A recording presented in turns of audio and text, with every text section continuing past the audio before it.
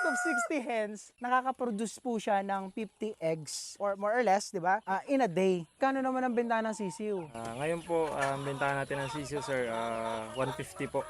150. Wow.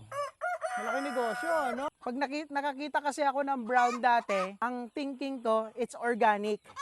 Tama ba? Hindi po, sir. Okay, sige, paki-explain nga. In the future siguro, kung ma-invite ulit ako ni Sir Wilson, we will visit again. Tignan natin yung development, yung improvement, no? At the same time siguro, milyonaryo na si Sir. So, kailangan po, mahal natin yung ginagawa natin. Gusto natin, masaya tayo doon. So, yung income po, susunod na po yan eh. Susunod po yan. Yes, So, tama.